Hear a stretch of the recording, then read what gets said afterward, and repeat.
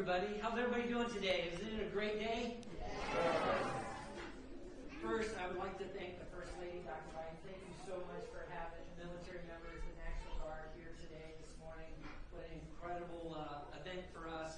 And also to Joining Forces, thank you so much for all that you do for military families and for National Guard and everyone around the country.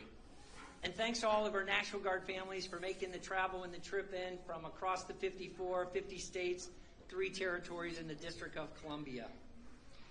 We also want to remember Bo Biden and his family. Bo is a Delaware National Guardsman, and as you know, the National Guard is an incredible and elite force, ready always to fight our nation's wars or to defend or respond within the homeland.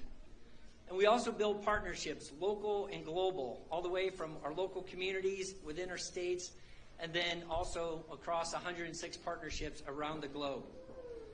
But we know it can't be done without our people, and our family members really help support our service members, both our soldiers and our airmen, as they do the mission. As we talk about, we recruit airmen and soldiers, we retain families.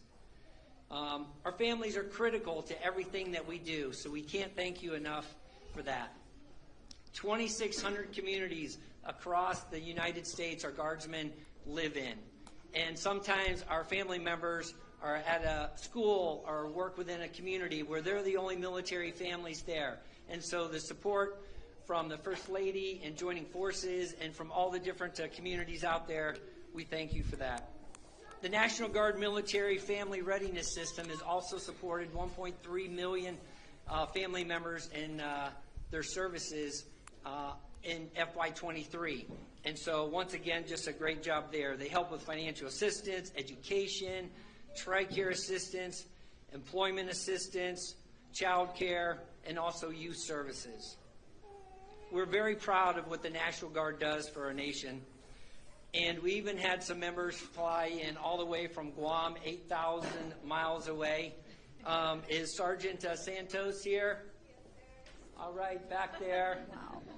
And her husband Ron and Elias and Misa and Branson and Ray. Thank you so much for coming 8,000 miles away.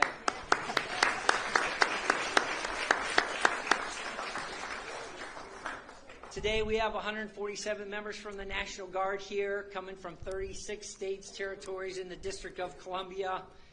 And so once again, we want to thank the First Lady for bringing us here today and for joining forces. And without further ado, I would like to introduce the next speaker, coming from the Delaware National Guard, First Lieutenant Shakira Garden.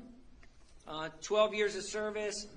She's the commander for their Public Affairs Detachment, and she'll deploy next year over to Kosovo. And I know she's very excited about the trip, and we're excited for you too. She's also a professor of criminal justice at the University of Salem Community College, and she is here accompanied by her husband, John, who does amazing things also to help folks with disabilities, both mobile and within their homes. And then their 3-year-old son, Jaden.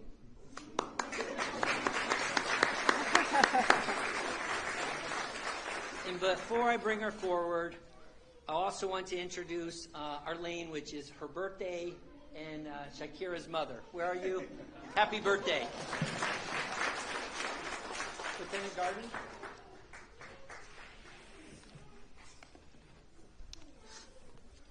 Thank you, sir. Thank you, ma'am.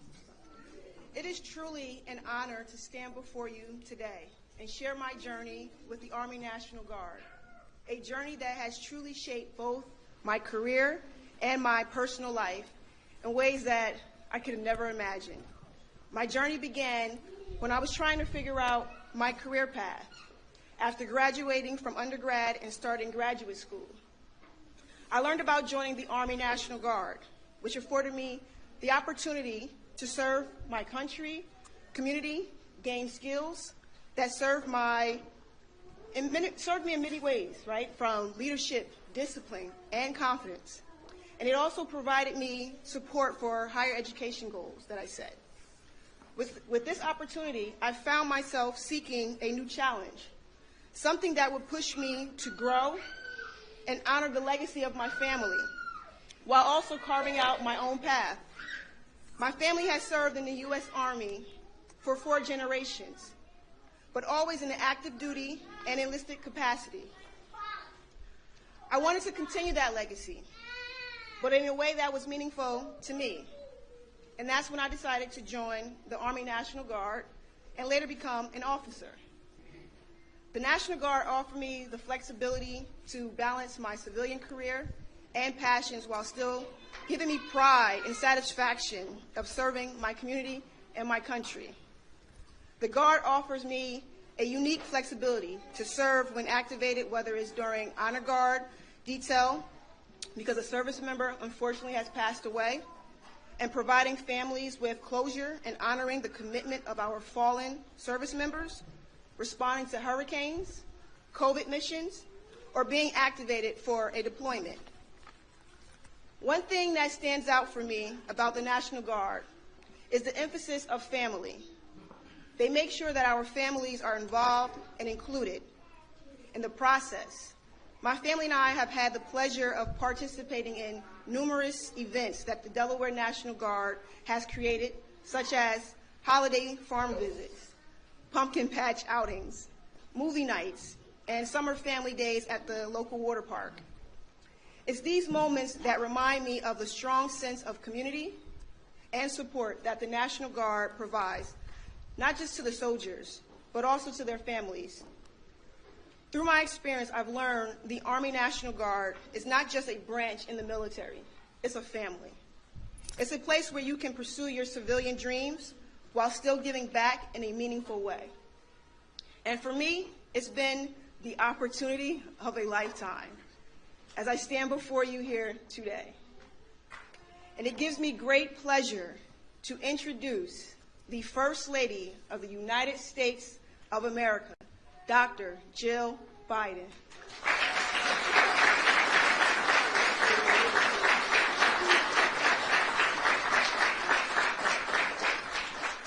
Thank you. So you kids, honestly, you've all been so great. You want to come on, you all got dressed up, you all look so great. You want to come up on the stage so people can see you?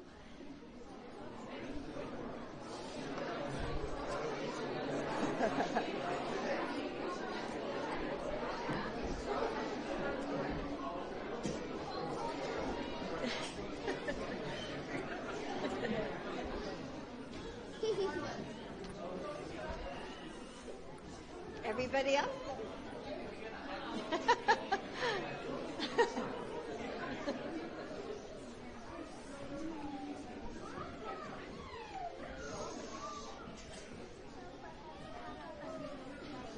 Wow, you guys look great. Lots of kids here.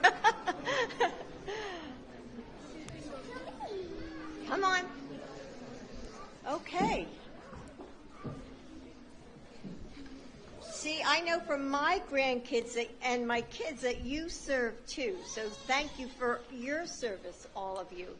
So it's great to be here today with a fellow community college professor and a Delawarean. Lieutenant Garden, thank you for sharing your story and for adding a new link to the chain of your family's military legacy. And I'm so grateful to you, John and Jaden, for your family's service. And General Nordhaus, you are guided by a deep sense of purpose. Thank you for your decades of service to our country and for this new chapter, as you will make the Guard stronger and more resilient. And I'm also grateful to Major General Wendy Wenke, SEA John Raines, and his spouse Karen for their record of service and leadership.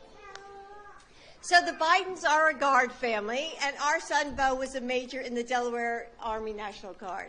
So we understand what makes Guard life different. You don't live on bases, and one day you'll be in a uniform, and the next you'll be running a small business or practicing law or teaching at a community college. You live and work and worship among civilians.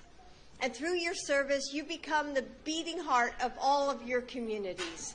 But I know that that life isn't easy. It asks you to balance the demands of a career and the responsibilities of stepping up for our country to spend time away from your families, sometimes at a moment's notice, to put your lives on the line to answer the call of duty. The day after Joe's inauguration in 2021, I took baskets of chocolate chip cookies to our National Guard troops who had kept us all safe on that important day. It was a small act, but it was full of a Guard's mom's love and gratitude. And National Guard families are always in my heart. And as First Lady, I've made the National Guard families and all the military families a priority.